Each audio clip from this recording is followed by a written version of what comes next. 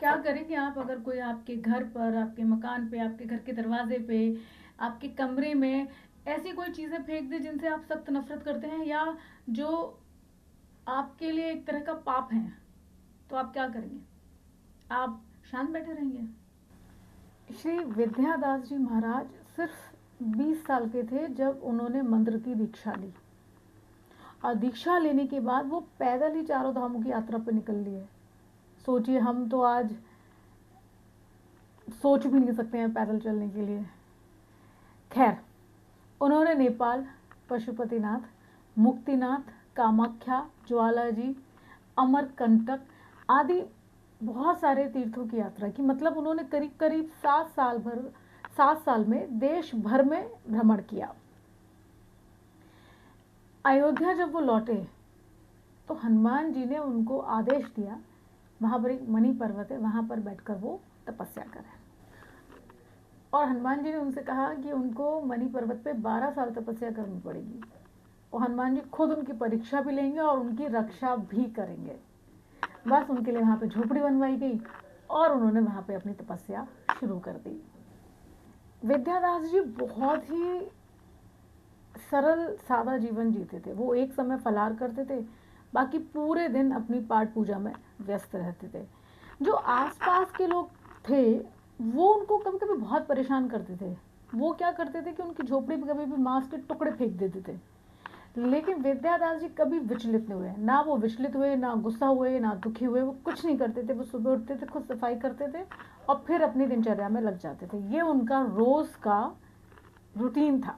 तो जब उनकी ये परीक्षा 12 साल तक चली और पूरी हो गई, तो हनुमान जी ने उनको सपने में कहा कि अब जब कभी भी तुमसे कोई मंत्र लेने आए तो उनको मंत्र दे देना। और यहाँ से विद्यादास जी ने मंत्र की दीक्षा देना शुरू किया। तो लोग आते थे बहुत दूर से, मंत्र की दीक्षा लेते थे, दान देते थे बहुत सारी चीज़ें। और मणि पर्वत पे उन्होंने वहाँ पे मणि मंदिर बनवा दिया लोगों ने। लेकिन विद्यादास जी अपने पास कुछ भी नहीं रखते थे। वो जितना भी सामान था छावनी में भेज देते थे। खुद उनका जो रूटीन था बहुत ही सादा सिंपल रूटीन। वो दिन का एक फलाहार, और जो लोग आ जाए उनको मंत्र की दीक्षा दे दी, अपने जब तप और ध्यान में लगे रहते थे।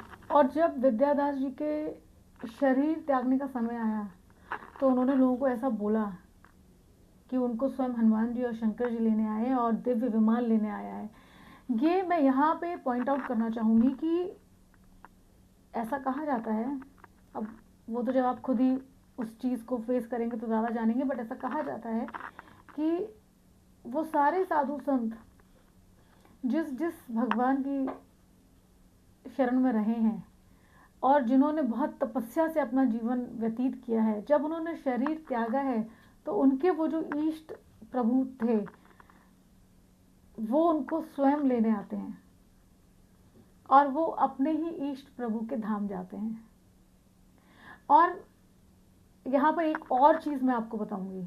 जो हनुमान जी ने इनको कहा कि 12 वर्ष तक आप पर्वत पर रहें और तपस्या करें, शास्त्रों में ये लिखा हुआ है कि अगर आपको अपने किसी भी इष्ट का ध्यान लगाते हैं, आप तपस्या करते हैं, तो कम से कम आपको वो, चाहे आप किसी मंत्र के थ्रू करते हैं या कोई और चीज़ है, कम से कम जब आप उसको लगातार बिना रुके 12 साल तक कर लेते हैं, तब जाके आप ये सोचिए कि आपने केजी सेक्शन में एडमिशन लिया है।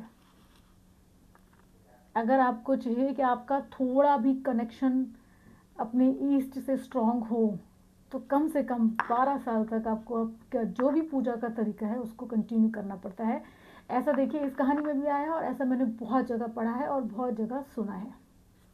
जय श्री राम।